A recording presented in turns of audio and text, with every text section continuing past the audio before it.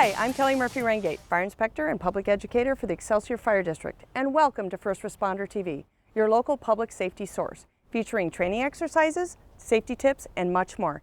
Here's what's coming up on First Responder TV. I'll head to Badger Park in Shorewood to talk with Garrison McMurtrey from AAA about their involvement with the South Lake Safety Camp. Everyone's favorite master of avoiding danger is back. The LMCC safety expert gives us some important tips on the dangers of distracted driving. The Long Lake Fire Department shares their rich history and hopes for the future as they celebrate their 100th year. Scam Alert will give you an update on scams that have been targeting the citizens in the lake area. We are here in Badger Park where we hold the annual safety camp for the South Lake community, and I am here with Garrison McMurtrey from AAA. Thanks for joining us today, Garrison. Thanks so much for having me. Yeah. So let's start out with a little history about AAA. Yeah, absolutely. So AAA has been around since 1902. It's the American Automobile Association. And of course, when it originally started with the creation of cars, we were usually using AAA for just the basic things, tune-ups, make sure people, if they get stranded on the road, they could help, we could help out. But it's ultimately expanded to something that's well beyond just roadside assistance. AAA Minneapolis in particular, we now offer things such as roadside assistance for bicycles. So if you get caught on your bike and you have a breakdown, you can now call AAA. But we're more than that. We have a driving school, we have a travel agency, we have a travel store, and we also do all forms of insurance. So we are no longer just the Automobile Association that was created in 1902. We're now so much more than that. We've kind of realized that AAA is with you wherever life takes you, whether it's with making sure that you have a home, or making sure that you're traveling or going wherever you want to go, or making sure that your kids have proper driving school instructors. We're there in all aspects of life now. So you've talked about travel a little bit, so can you give our viewers some information about when they go on that trip to Wisconsin Dells, or they're going to go to the Black Hills or the Badlands, or Labor Day? Tell us some tips or what they should do with their vehicle to prepare it for these long road trips. Absolutely. I mean, if you want to get specific details on what to see and where to go, I would advise you go to our travel agency. But in regards to specific tips, we want people to make sure that their cars are kept up to the proper standards, make sure that they get their engine checked, make sure that their tires are checked, ensure that they have all the proper fluids that are in their car so there aren't any emergencies that arise. If there are, AAA will be there to help you, but we want to ensure that before people even hit the road, they check their cars to make sure that they're all up to date and that they are prepared and safe before they hit the road. Okay. Now you are going to be at the safety camp that we'll hold here in Badger Park in August. And I want to know what roles and how many safety camps does AAA get involved with every season, summer?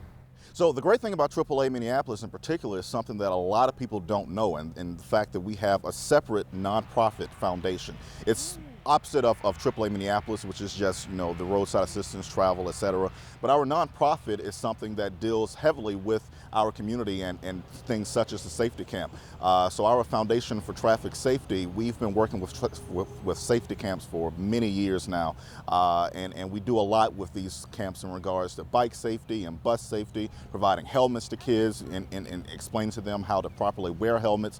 This is something we've been doing for decades now, and it's a great asset for the community to utilize for people who especially use AAA when it comes to travel or insurance, but also don't realize we have an impact within the community with things like the safety camp. Now at our safety camp, AAA plays a really big role, especially with bike safety. Can you elaborate a little bit on bike safety? For sure. Since we've launched our official bike program, we decided that it's going to be really important for us to really get out there in the community and make sure that people, especially smaller kids, understand the tips of riding the bike and the safety that they need to adhere to when they're out on their bike. So some of the things we like to focus on in our presentation is just making sure that the kids have the helmet on properly, they understand how far down it should be to make sure that it's not too tight, but also working with the Shorewood Police Department and making sure that when the kids are on the bike that they understand the rules of the road to ensure that they're safe. And also just to give them some basic tips to keep up with the maintenance of their bike as well. These are things that are really important and will follow them ultimately for the rest of their life. Around our area, the South Lake community, there's a lot of trails. Is there any trail safety that people should be aware of when they're on the trail versus the road? Yeah, I mean, one thing in particular we find really important is that people make sure that their tires in particular are, you know, the correct ones. A lot of people have bikes that are more so road bikes than those are more so trail bikes. So making sure you have the correct bike that that can deal with the terrain that you're riding on is really important. But one thing we like to really hone in on with people with bike safety is just to make sure that when you're on your bike, that you be aware of your surroundings, that you make sure that you're adhering to the different rules when it comes to trails. And when it comes to AAA Minneapolis in particular, if you do break down on your bike, make sure you get to the road and call AAA and we'll come and help you. Really? So even on my bike, you'll come and help me? Even on your bike, yeah. I don't think a lot of people know that. That's very interesting. What's happening now is there's a lot of people that are texting, putting their makeup. I think I've seen people do just about everything behind the wheel. Can you elaborate a little bit on distracted driving and how AAA plays a role in trying to make sure that we're not distracted drivers and giving that good information to us? Sure. So earlier this year, our National Foundation for Traffic Safety released this absolutely eye-opening study which basically said that when it comes to distraction, it is a main factor for 6 out of 10 crashes involving teen drivers. Wow. Staggering numbers that people definitely a lot.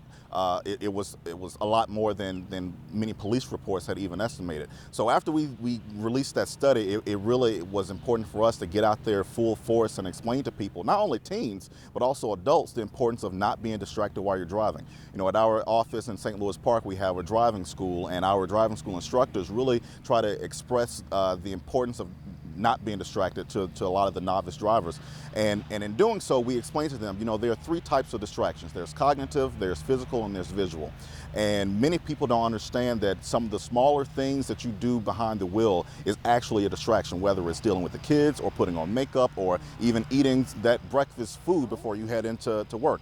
These are all things that ultimately are taking your focus off the road. And so we want to make sure that through our safety foundation that we're explaining to folks that your focus needs to be on the road and paying attention to what you're doing when you're behind the wheel of that car and not any other distractions that's happening, whether inside or outside the vehicle.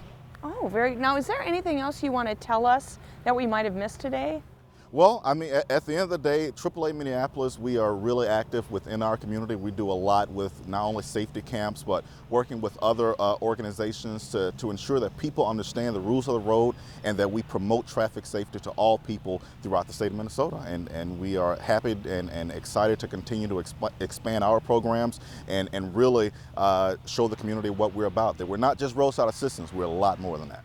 Yeah, and now how would a fire department or a police department or a parks department get a hold of you for a safety camp? You contact me. And in regards to AAA Minneapolis in particular, I am the contact for police departments and fire departments. So if you have any events that are coming up that you feel that AAA should be a part of, or if you want materials, we do a great job with working with local police and fire departments to provide different pamphlets and brochures ranging from child passenger safety to bike safety to teen driver safety. We do these things free of cost to police and fire departments within our community. So just contact me, let me know of the event or what you need, and we will do our very best to make sure we can get it to you. So you can go to minneapolis.aaa.com and that'll take you right to our website, and then you can just click on the Foundation for Traffic Safety, and all of the contact information is there, along with the different resources that we offer. We're on Facebook, we're on Twitter, so definitely check us out there. And when we constantly, we're pretty active on social media to make sure that we can connect to, especially the younger people out there, to get them to understand that AAA is not your grandfather's AAA anymore. There's a lot more that we offer, and we want to make sure that people take full advantage of the different benefits that we provide. Okay, well, you know, thank you so much for joining us today and taking time out of your very busy schedule to be here. No problem. Both Garrison and I will be at Safety Camp in Badger Park in August. Next, it's time for the LMCC safety expert to give us some important tips on the dangers of distracted driving. The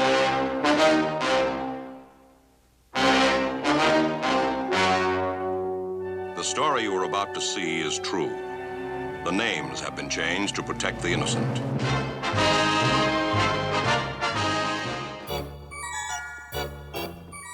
Hi, the LMCC car safety expert here. Today we're going to talk about the dangers of distracted driving.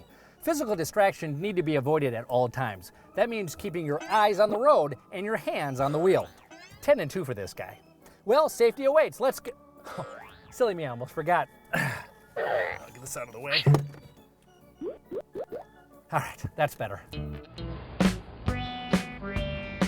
Now, there are 3 key points you need to remember. First, drivers who use cell phones are more likely to engage in risky behavior such as speeding, texting, or running a red light. Yellow. Oh, hey, T-Bone, how's it going? Say, can I send you a text? I don't want to get distracted while driving. All right, great. I'll send that now. LOL, TGIF, your BFF, and send. Texting and phone calls aren't the only personal distractions. Pets, passengers, eating, and personal grooming can also cause a problem. That reminds me.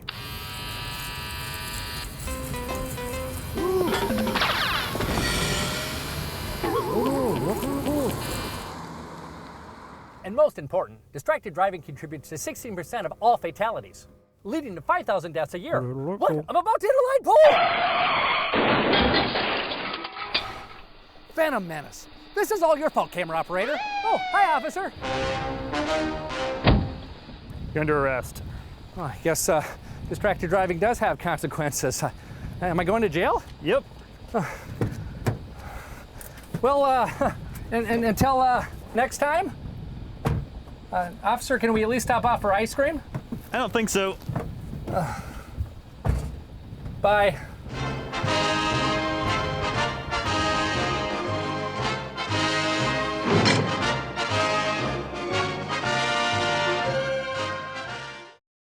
Welcome back to First Responder TV. Fire Chief James Van Isle and the Long Lake Fire Department give us a look at their history and their upcoming celebration as we spotlight their centennial year.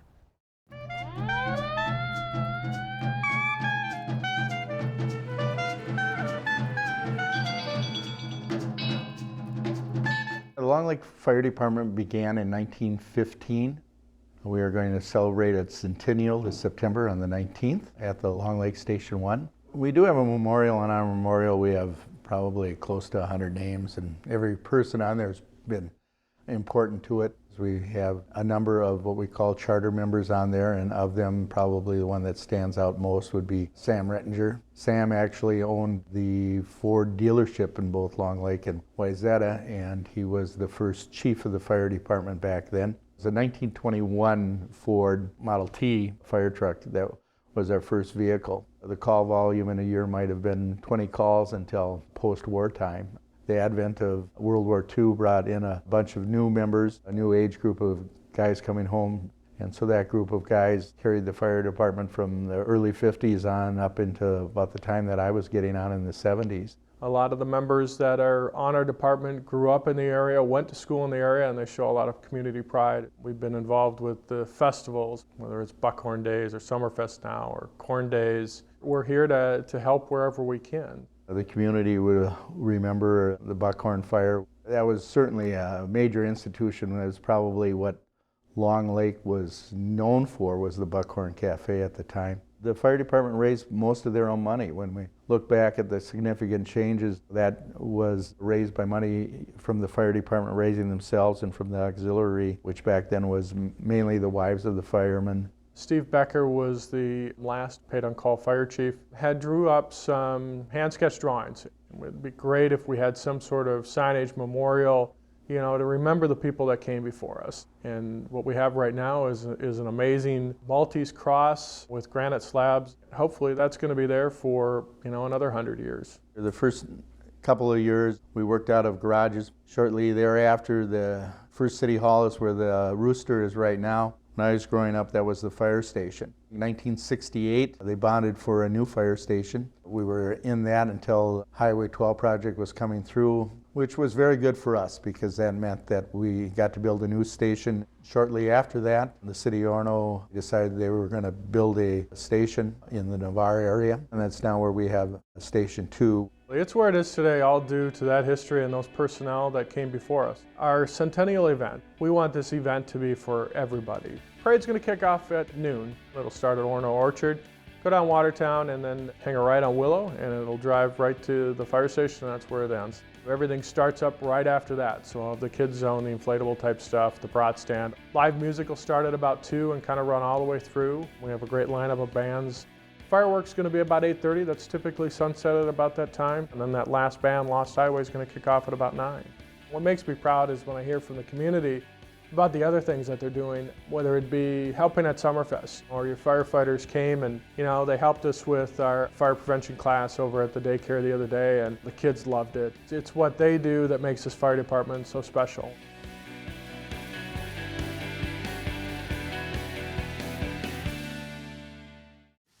When we come back, we'll give you an update on scams that have been targeting the citizens of the lake area on Scam Alert. More First Responder TV right after this.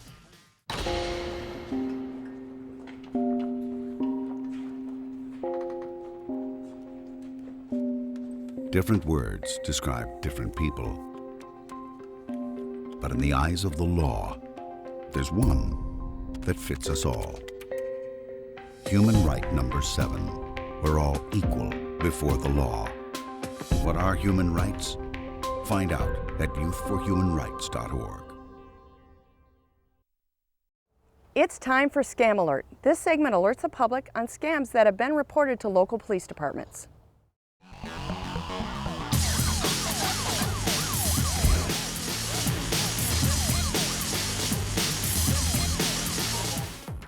The Minnesota Department of Revenue is warning customers about a scammer knocking on doors and posing as an agent from the department. The scammer is demanding that the victim make immediate payment of back taxes owed. However, in reality, the department never contacts customers demanding immediate payment without first mailing a letter, and the department does not threaten to send the police to a customer's home. Also, the department does not require that you provide payment information over the phone. Use caution and only provide personal information, including credit card information, when you are absolutely sure the situation is legitimate. If you are concerned about a potentially fraudulent visit, call or email from someone who represents themselves as being from the Minnesota Department of Revenue. Please call 651-296-3003 or 1-800-657-3909. An authorized Minnesota Department of Revenue staff member will be able to determine if the contact you received was legitimate. Someone claiming to be a representative from Xcel Energy is calling people and telling them that they need to pay an outstanding bill by credit card or face immediate service disconnection. The scammer is having victims provide their credit card information over the telephone or send money via Express Money Pack. The South Lake Minnetonka Police Department has confirmed with Xcel Energy that this is a scam. Xcel Energy is not calling their customers and forcing them to pay delinquent bills or face service disconnection. The South Lake Minnetonka Police Department stresses the importance of verifying with who you are speaking before providing any financial information by telephone. Failing to verify this information could result in you becoming a victim. The scam of someone calling and claiming to be from Xcel Energy is just another attempt by defrauders to obtain your personal information. If you receive such a call, please report it to the South Lake Minnetonka Police Department's Dispatch Center at 763-525-6210. The Wayzata Police Department is warning the public about a caller pretending to be a representative from the police department requesting credit card information for a donation for a safety program. Police suggest that if people get a call from someone claiming to be raising money for a law enforcement agency, they should check with that department before giving any information out. People should report such scams to their local law enforcement department. Thank you for watching First Responder TV, your local public safety source. If you have an idea for a segment, an upcoming public safety or fire prevention event, please let us know. This is Kellie Murphy-Ringate giving you information you can use, share, and to live by. See you next time.